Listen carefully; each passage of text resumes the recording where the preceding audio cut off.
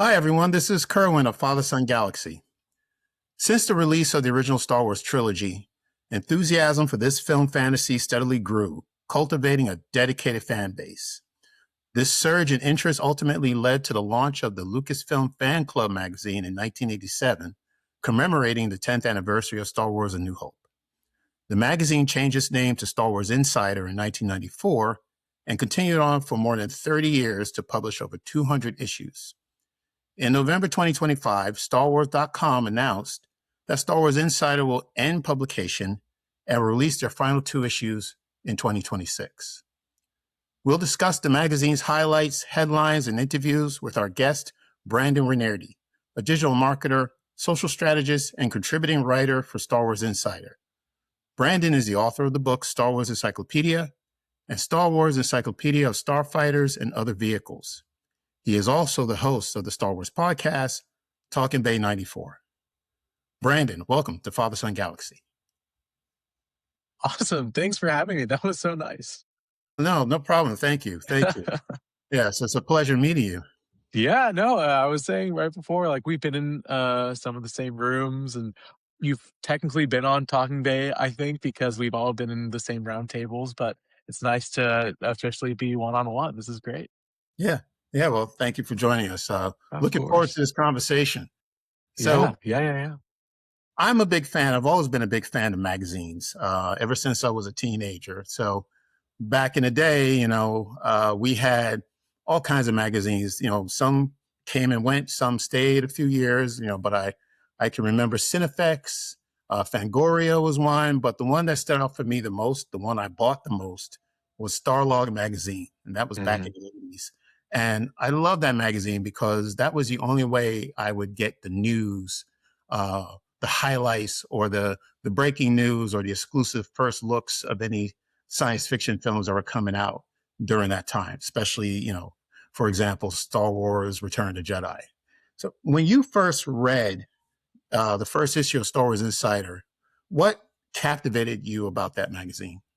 Yeah, I still remember, and I think I still have the issue. I should have pulled it before this, but it was right before Attack of the Clones came out, and so I must have been. I mean, not to date myself, but I was, not even 10 years old, and it was the cover. It was a double cover of Obi-Wan, and then you flip it, and it was a Raiders of the Lost Ark anniversary issue, and I'd never seen Indiana Jones. I was, 8 or 9, but it was about Ewan McGregor's new look. It was like, oh, he has a mullet now, and then it was a flip cover of Harrison Ford, and it was at my local grocery store, and I convinced my parents to let me buy it, and it really kind of like changed how I thought about things, how I, because I was a weird kid in the sense that I kind of knew the behind the scenes stuff. I was watching documentaries and knew like basics. But then Insider really was like the first time that you're seeing it, and it's like physicalized, like you were saying, like a magazine is special. A magazine is interesting because it's a little disposable, but it really is something physical you can hold and flip through, and it really. And so from there, I read Insider all the way until I went off to college, and but yeah, it was really formative. I still think about a lot of the articles and stuff that I read during that time. Very, very formative to kind of the Star Wars fan I became. So you say you have the first issue. Did you collect many issues over time? Yeah, well, I have How many do you have? well, I mean, I should just pull it up. I have all of them except I think I'm missing 20 of the 237 or whatever that there will be. That's not Uh, bad. Not bad. I'm doing Yeah. okay. I have a list on my phone. It's funny that you even said that because I have like eBay searches obviously for the missing issues, and there's a we'll see if I land it, but if I get this eBay bid, I'll have like cut off another 10 or 15. So I feel good about it. But yeah, it's they're immediate time capsules of the era that they were published in. Each issue, right? You can really it's like charting Star Wars history better than pretty much any other um way. Now that we have the internet, you can do it a little bit better, but you can really see like month to month like what the fandom was like. It's really interesting. Yeah. I wasn't able to keep all of my Starlog magazines. It's just when I went away to college, I kept the magazines under my bed. And then, many years later, I'd forgotten about them, and I came home one day and they were all gone. So my mom threw them out. So it's funny. So what I'm doing now is just collecting some of the magazines from eBay, like you said, and I Yeah. would go through and I look at the covers and say, "Oh, I remember that cover. Oh, I remember that one." So I might consider going back. I bought two so far. Those were the two Nice. featured Return of the Jedi. Those are the two I remember the most, the two issues. Yeah. But I may go back and just go back, maybe buy some more of those magazines that I remember. One with Superman on the cover or Star Trek. So it's good that we have, Yeah. right? So eBay and used bookstores, and that I love that you brought up Starlog. Starlog is also very close to my heart.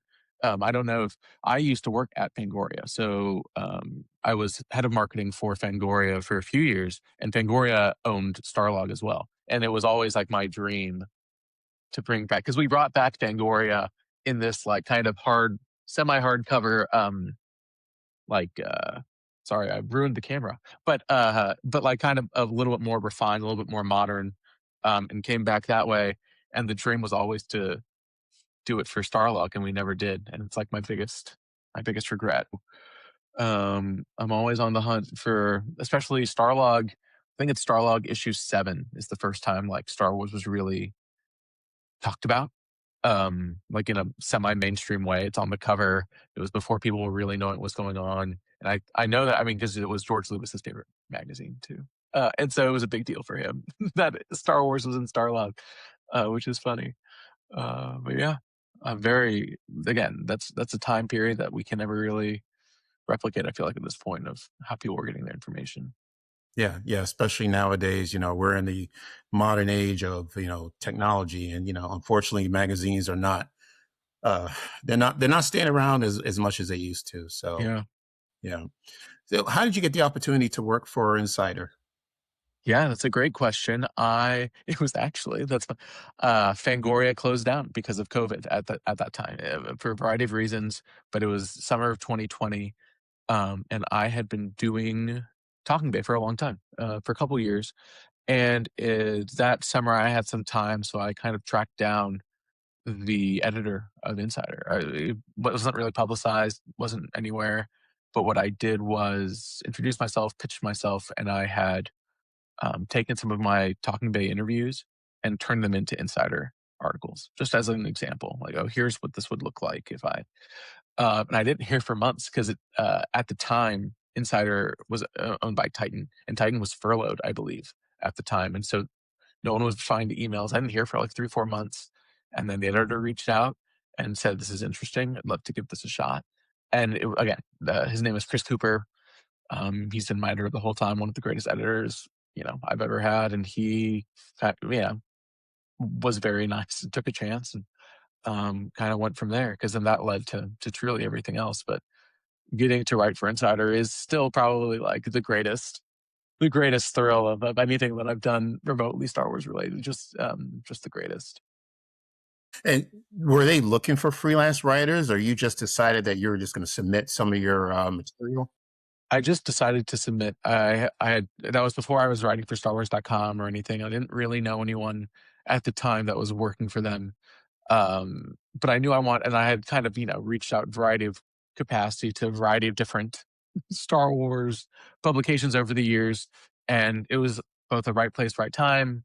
I had been running my own pop culture journalism website, and I've been working at Fangoria. Like it was all kind of, I was finally in a place where I think I made a little bit more sense on paper, like, and I kind of had presented myself like, okay, I had worked, with Lucasfilm and with partners through Talking Bay and was a real person, and I think that, and then also I think the writing sample was relatively strong, and proved that I could hold up against, I don't want to say celebrity interviews, but like there's an element of being cool, right? You do have to like kind of be chill about it, and I think that came through.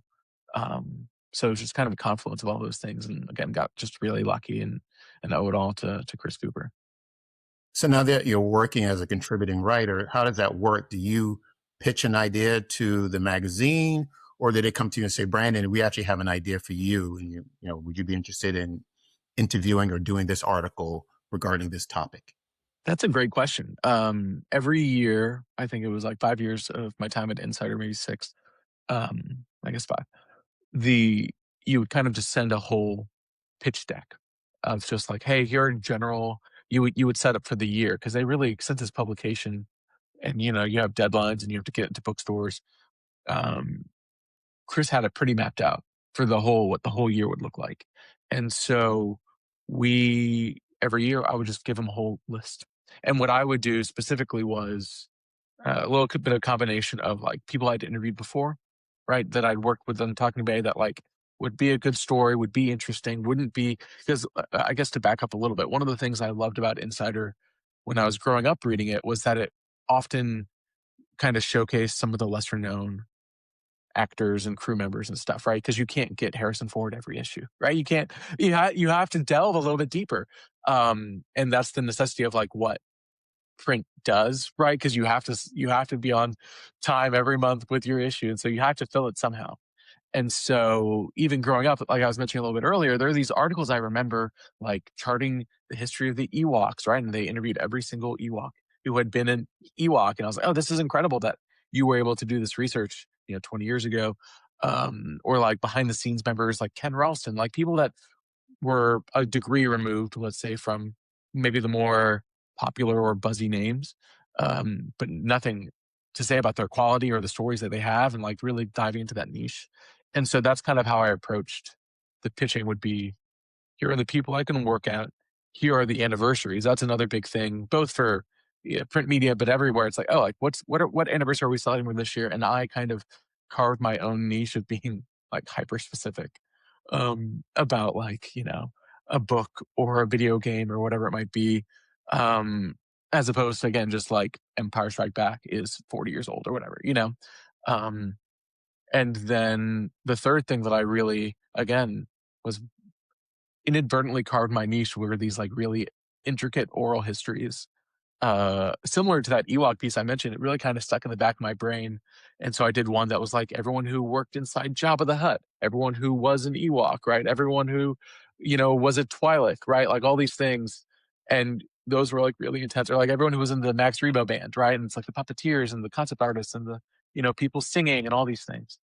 And so you would pitch all of that. And I probably have hundreds of those kind of ideas. And Chris would come back with a few, be like, let's go with these for these months. And then over time too, he would come to me with, hey, we need to cover this, or can you talk to this person or whatever it might be. And that was always obviously a very great challenge.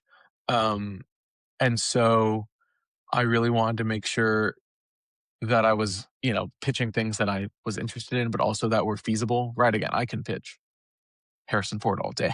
Right. But like that doesn't mean that necessarily I could get that. And so it was a little bit of a combination. I would never pitch anything that I wasn't like 90% sure I could get, you know, because you never know who might not respond. Even people that I thought might be interested maybe didn't go all the way, and you have to kind of finagle the article differently.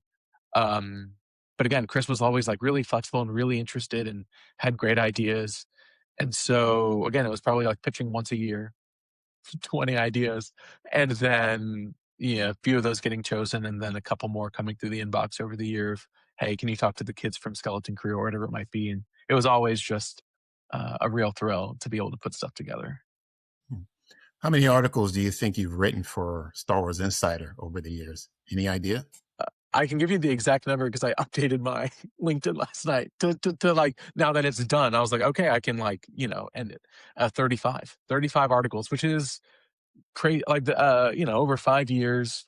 Because I also have them all saved to a PDF. And I think it's like 250 pages worth of material, which I just like personally, as someone who grew up with Insider and thinking about it that way, I'm very proud of it because it's my words are nothing with all these. Most of these, you can barely tell that like the whole point was for it to not to feel like there was an interview, right? It's just telling the story. But they're all laid out so beautifully. Again, not me at all. And then like these stories that like I'm very proud were told, that aren't going to be in a book, are not going to be their own thing, right? But it's like, oh, there's like published real Star Wars out there that like I was able to help tell someone's story. And so it's like a very, again, talking about, I've been able to do a lot of really incredible things, and it is, I think, the biggest achievement I've had. So I'm very, very proud of him. Are there any articles or interviews that stood out for you? Great question. Um, the first is still my favorite. And I've told this story before, so I apologies. But it was Timothy Zahn, and I grew up loving the Thrawn books. That was again like my Star Wars, and so I pitched. I think it was the 30th anniversary of Heir to the Empire, and he was like, "Let's do it." And again, it's relatively rare for current Disney approved publications to be able to do really in depth expanded universe pre canon stuff. And again, I love both. I truly love the new canon. I love the expanded universe. It's just like it's, but you don't get to talk necessarily about the Thrawn trilogy on main. At least even at that time, we've it's gotten a little bit more. But I was able to call him. We chatted, and it was a great interview. And I was like, so a little bit emotional, right? But it was also the day after the Mandalorian season 2 Ahsoka episode. So like the episode where Ahsoka then is like, where is Grand Admiral Thrawn? Right? Like, and so I'm talking to him the next day, like truly, and like he didn't know that was gonna happen. And so the call is over, the interview is over. I stopped the recording and I'm like, did you watch The Mandalorian? He was like, yes. And I was like, what did you think? He's like, I didn't know it was gonna happen. And here are my theories. and a private, like 5 to 10 minute, like Timothy's on telling me his Mandalorian theories. It was just like truly like the highlight of like being a Star Wars fan and being like this confluence of eras. And so that's still very, very proud of that. What else? I the one I'm really proud of, because again, just kind of weird. I don't even want to say weird, but just things that might not be covered for a variety of reasons, right? Like it's just like how the world works, and just like people aren't clamoring for a Star Wars special editions retrospective, right? Except for me. And so I was able to do, I guess that would have been the 20th anniversary of the special editions, 25th anniversary maybe. And I talked to all these different people, did this big oral history of the special editions specifically. There was like a special cover just for the special editions. Like, and again, it was just something that like, there was like this interesting amount of freedom that like I pitched this idea. Chris believed in it. Lucasfilm Publishing believed in it. They're like, yeah, look, this is great. This is what this is for. Um, and it was again people that wouldn't have gotten a full huge thing in a normal Star Wars Insider or whatever it might be, and it was great to just be able to tell people's stories. So those two really stick out to me as things that are fun. And then there are two more issues that have not come out yet. And I know what my final piece is, but that has not been announced yet. My penultimate piece has been announced because it's kind of like the theme of the next issue, which is the 10th anniversary of Rogue One. And so I was able to talk with multiple people who worked on Rogue One, and this like really beautiful, intensive. It was all these partners helping, but it was Gareth Edwards and John Knoll and Gary Whitta, and just like being able to talk to them about Rogue One, really special, very special movie. And again, like kind of a weird honor to like catalog an anniversary of a movie that like means a lot to a lot of people, including me. So all really, again, incredible opportunities that have come through Insider for me. Yeah. Yeah. As you mentioned, there's 2 issues still coming. And you mentioned that the next issue is going to be the Rogue One 10th anniversary. Yeah. Right. Okay. Good. Good. Yeah. Yeah. Yeah. And you can't tell us anything about what the last issue is going to The be. last issue, no, at least because I don't know anything that's in there except Okay. what I turned in, right? But I will say, like, again, talking about swinging for the fences, and Chris kind of was like, "What do you want to write? Like what is left? And so the piece that is coming is I'm very proud of it. I thought it was very cool, and again, I'm just really grateful that kind of weird was allowed and was celebrated, and um, yeah, really, again, a real special kind of moment in my writing and my career to be able to write for Insider for this long. Great. Oh, well, looking forward to those 2 issues. Yeah, same. Yeah. So actually, I have a magazine issue right here. I wanted to talk to you Okay. about. So I'm going to hold it up, and you know, Okay. that one. This is the 50th anniversary of Lucasfilm. Hmm. And do you remember the articles that you wrote in this? I do. I have multiple in there, I think, right? Yes, you do. Uh, Yeah. The one in particular I want to talk about is about Drew Struzan. yeah, yeah, Yeah. And the late Drew Struzan, and he was an artist behind some of the most iconic movie posters. He passed away this past October. So I'd like if you could just tell us about the interview. How did that interview with Drew yeah, Struzan come together? yeah. Again, a huge honor. Like, again, I don't think you can see on the other side of my wall is I have a Drew Struzan thing poster. Oh, Like, that again, yeah, there you go. he's the guy. Yeah, And it's a little bit of a long story, but it does end. I do believe that was his final published interview. I can't find a different, yeah, which is again it's a crazy thing. That's like an insane thing to. Um, but his artwork, his manager, and his effective museum is called Galactic Gallery, and it's in Flower Mound, Texas, which is I grew up in Dallas. It's 30 minutes away from my parents' house.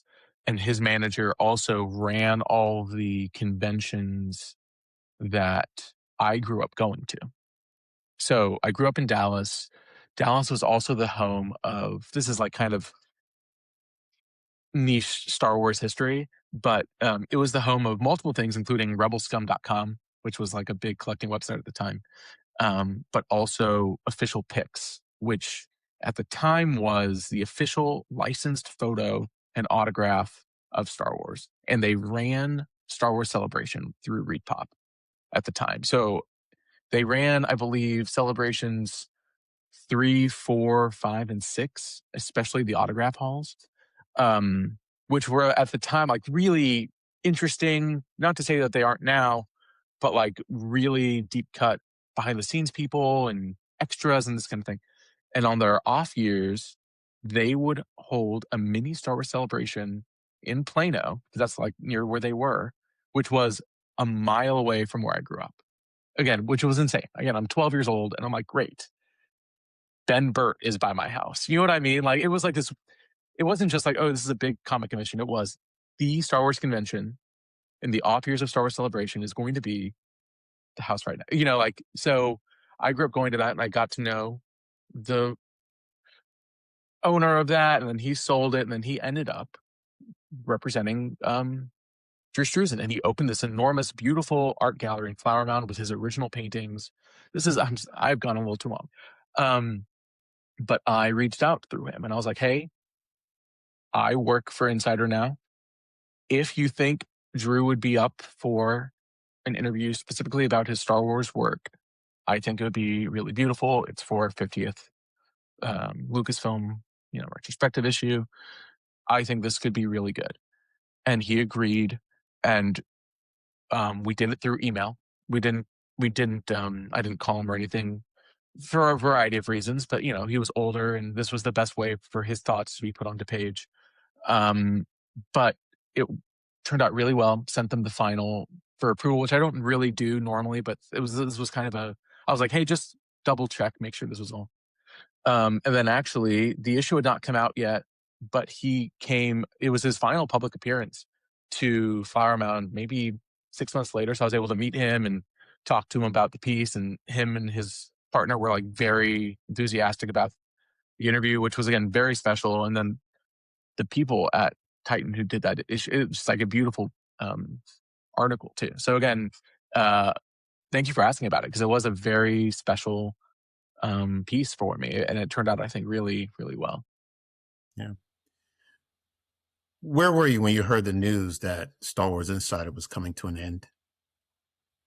That's a good question. And not to be like, oh, I knew, but like we knew the contributors knew it was coming far longer than it was announced. Um, and I don't want to get into specifics of like whatever was going down or whatever happened. Um, but we heard, and again, it was my concern was more just for Chris, my editor, and like for the insider, like that was more because, and I don't know how to phrase this. Like I was able from Insider to then go work on StarWars.com things and work on Star Wars book things and other, you know, and that's like I'm very very lucky to have like a variety of Star Wars things to be working on at a time. And so in that capacity, it was more like, okay, how, like what happens now? Where do we go from here? But yeah, enormous bummer.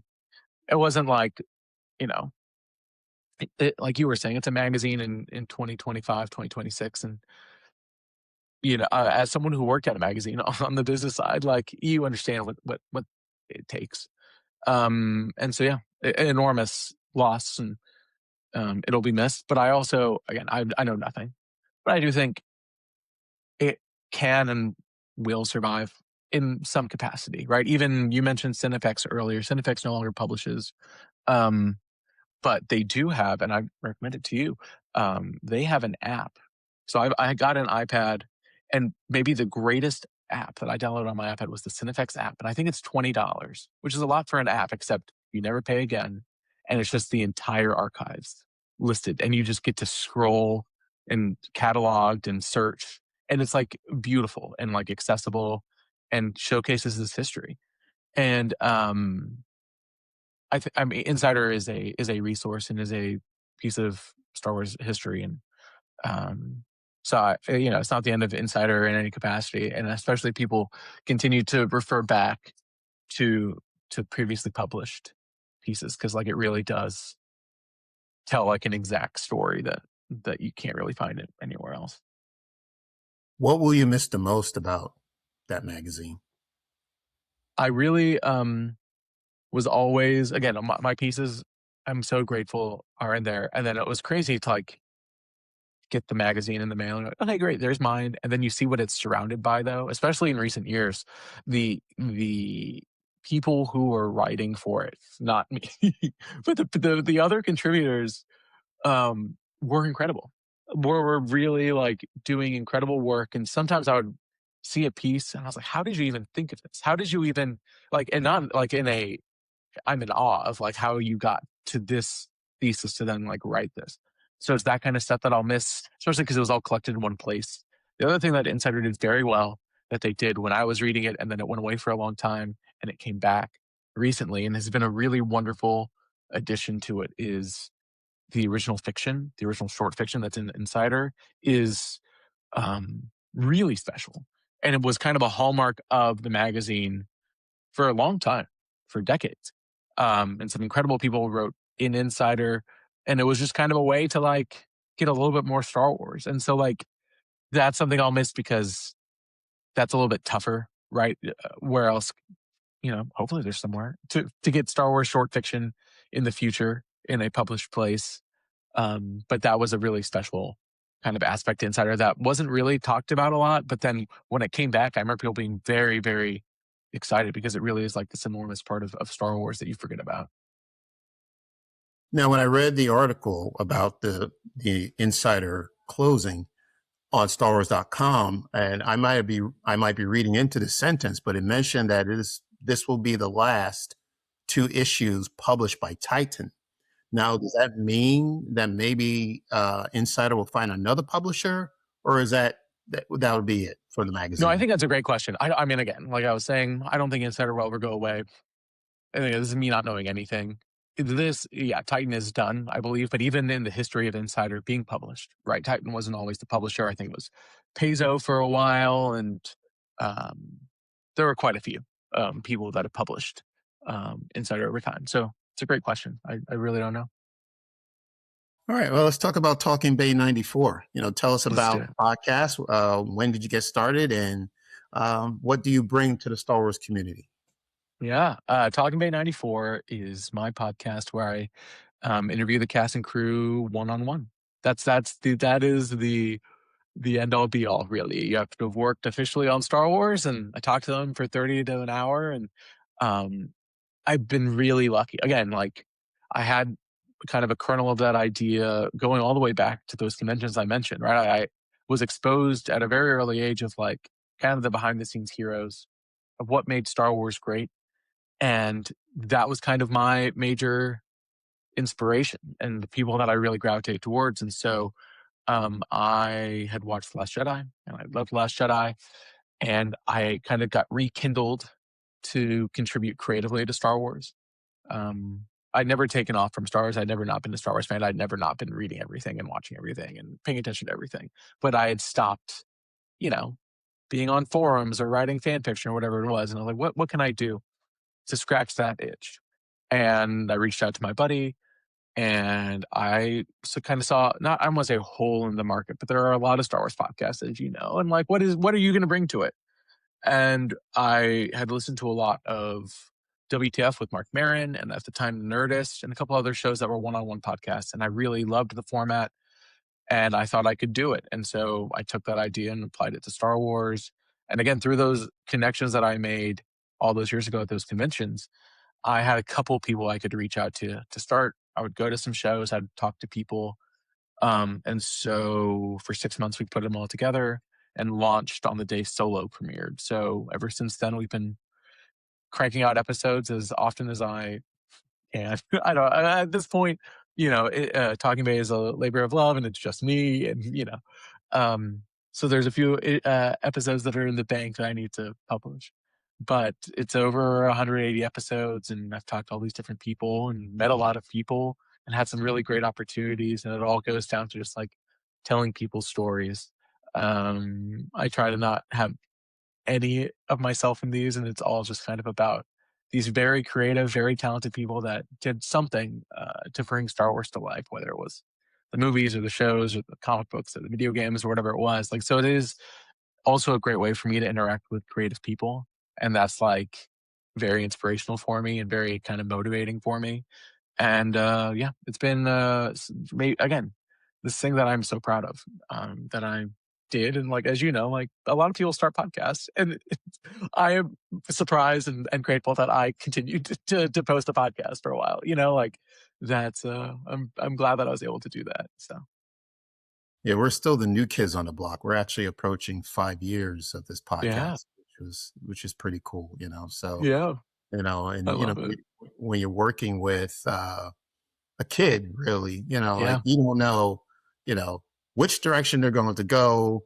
What are they going to say? Is it going to come off sounding, rude? Like, No, and again, I've messaged y'all about it, yeah, but I remember the first time y'all were in a roundtable, and I was, and Keith asked like the questions that y'all brought to the table, and the insight that y'all brought to the table, and the voice y'all brought was like, I was like, oh, this is obvious, like it was such a breath of fresh air, and so like it was really, and I was like so blown away, and it made me, I was like, I suck. I like, what am I doing?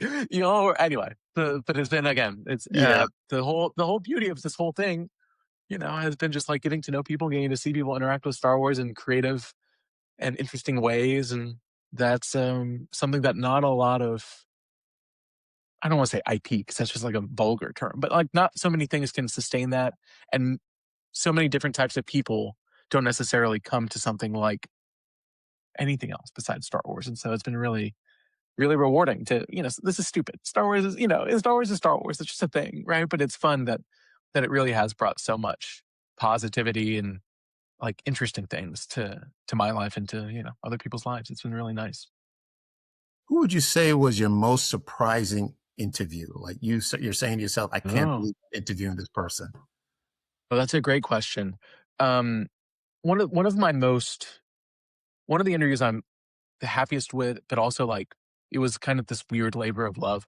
There's a woman named Judy Elkins, and she worked on Return of the Jedi as a creature like designer in the creature shop. But she isn't talked about as much as, again, incredible artist and incredible skillsman, but like it's just not one of the names that you're like, oh yeah, of course, Judy Elkins, she did this. But she grew up in Texas and went to school at UT and right down the street from me. And I had reached out to her again because I love, especially Return of the Jedi, and I especially love the canteen or the Jabba's Palace and all that. Like, that's like my Star Wars. As I'm sure it's kind of yours based on the Starlight conversation. Um, And we were talking, and she was like, "Well, I live in Houston now, right down, but I keep meaning to go to Austin. I kind of want to reconnect with some of my old classmates. I want to go back to university. And I mean, if you're interested, maybe we just do it in person." And what that turned into was a full day that I spent with her. I picked her up from her Airbnb in Austin. My wife came along and was like my producer for the day. And we went across Austin to all these different locations that inspired her as she grew up as an artist. Like all these sculptures, all these designs, these gardens. Her professor, we went to his sculpture garden. We went to a fountain that she would walk by as a student, and she like pointed out these like monsters that like, and then we went back to her Airbnb, and she had brought this big binder, and we looked through all of her photography and had this like incredible conversation that I was like this enormous weight to like tell this woman's story in a very but that was surprising and insightful and emotional, and very lucky to be able to do something like that. And it's like those kind of little things that again I'm just like, oh, that's crazy that I got to do like and very, very lucky. So that's one that really sticks out to me still. Did I hear you right? Did you say your wife is your producer? For that episode, she Oh, was, just, and oh, okay. well, and it was, so my, producer, Jason, who I started a website with, we ran it, and he kind of laid out how Talking Bay would be recorded and what we would do. And he still does the graphics and stuff for the episodes, but he's very busy. He is the creative director at Fangoria, so he has real things to do. So I try not to bug him as much. And then Maggie, my wife, has been has taken up the mantle, especially we've been traveling a lot more, and I've had opportunities to do interviews, and that requires obviously equipment and doing all the stuff. And especially when you're interviewing, you need to be as focused as possible. I'm speaking to the choir because this is, like you need to just be able to just like, and she is an expert at just like being first able to talk to the guest and like have it all being set up. And she does a little spiel about how it's going to go. And then, um, and then I kind of launch in. And so, especially in like high pressure live situations, right? Especially at conventions where every minute you take away from a guest is like, I don't want to say like taking away their livelihood, but like they're there to do a job. So like they shouldn't be doing this for free when they could make X amount of money signing autographs during whatever it is, right? So you have to be well oiled in that regard. And then especially for the live shows, when I've been able to do 3 live shows, which is crazy in LA, but then in London and in Japan. And in London and Japan, she has to work the board and do the stuff. And then in Japan, she was also like my, because I interviewed Rob Coleman again, talk about an interview that I love. And I like it might be like I was like crying like it was very emotional and really, really beautiful.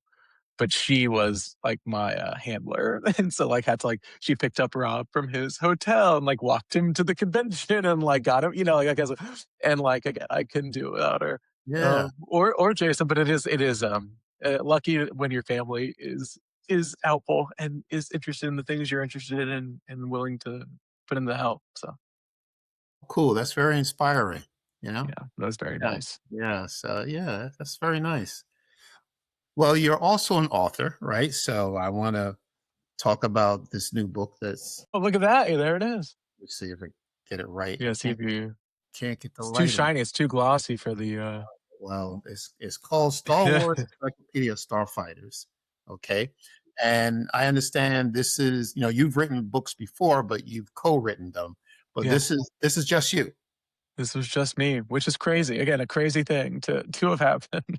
Yeah. And well, how does one write a book like this? I mean, it seems like a lot of information. It's incredible time and patience that goes into this. You're looking at what, over 200 vehicles. Like, how did you put this together? Yeah, again, it is so interesting because like it says by Brandon Wainerdi on the title page, but like so many people like were instrumental in like both setting up the project before he even came on, and then also then like taking the words and making it like I didn't lay that out, right? Like I didn't make that, right? But I wrote. And so DK had put together this team, and they've been making these kind of books since I was a kid, right? Like, and so they're just like experts at here is how we're organizing it, here's how we're talking about it, and then the layout process was this whole other thing that again they send you the proofs and you're going through and you draw the arrows and you know, point out different things. Oh, maybe this should point here. Maybe this should be, you know, the bubble here. But all of the colors and the work and the layout, um, Chris Gold was the graphic designer on this, and Sherry Black was my main editor. And they just, all it was for me was individual. Each ship was a Word document. That was it. They, when I came onto the project, they're like, hey, here's a Google Doc with the 200 ships that we're probably going to tackle. If there are any you want to add or take out, let us know. But like, you know, there are 200 ships in Star Wars that you can easily, you know, pull from. And then from there, it was just, you know, going slowly. It took about a summer, right, to write all the entries. But I start with the research, and you know, a lot of these ships have only been in a couple things. So you watch everything that they've ever been in, or read everything they've ever been in. You look at everything, and you look at the cross sections. You look at the owner's manuals that they published, and you get all the information, all the canon that's ever been published, and then you take that and you synthesize it into something that's readable. And again, for that age range, and then you think about the few exciting moments that it was in, and like, you know, screen grab and I timestamp where those are so that they can easily pull. And you do that 200 times, and then there's a book, and it was like a joy. It was such a fun, like, just like reading about spaceships for 3 months is a pretty fun thing, you know. And so, again, very lucky um, that was kind of the job. And then again, it was laid out beautifully. I think I've never seen a Star Wars book look like that. Chris did the colors. I've said this before, and he said this before, but he was inspired by Brat Summer, you know, the lime green of Charlie XCX.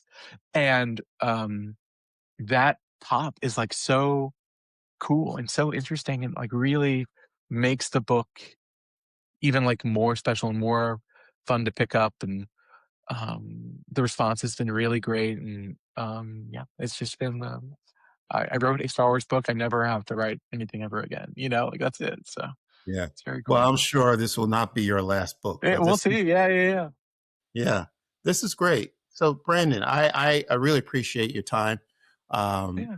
I admire your work, and I look forward to those last two issues of Star Wars Insider. You know, so Me too. Me you know, too. maybe once I read them, you know, might want to, you know, talk to you Yeah, about if it you have some more. questions, yeah, there's some crazy stuff. There's some crazy stuff Yeah, in them. So yeah, nice. but thank you Thank for you so having much. me. Yeah, No, of no, course. no, no. My pleasure. Thank you. Where can people find you? Yeah, they can find me. At actually Brandon is everywhere for my personal, and then Talk Bay 94 you can find on every podcast and anywhere you listen. And it's all good. So yeah, but again, really appreciate this. Was such a fun chat, and thank you. I've never answered some of those questions before. You know, we don't dive that deep into some of these, so it was really fun. So thank you. Yeah, well, I try to make it worth your while. You know, I don't want Hey, to it's waste your great. No, I love it. I love it. No, that's because, you know, I treasure what you do, and I really take these interviews seriously, and I just like to, you know, learn a little bit more about each person I speak with because I'm just a fan. So thank you Love once it. again. No, thank you. Yeah. Of Yeah, course. thank you. And then you can find Father Son Galaxy anywhere you watch or listen to your podcast. Thank you once again to our guest, Brandon Wainerdi. He is the contributing writer for Star Wars Insider, and he's also an author of this book, which you probably can't see, but it's called Star Wars Encyclopedia of Starfighters and Other Vehicles. Brandon, thank you once again. Thank you. Okay. Until next time, everyone, take care, and we will see you again.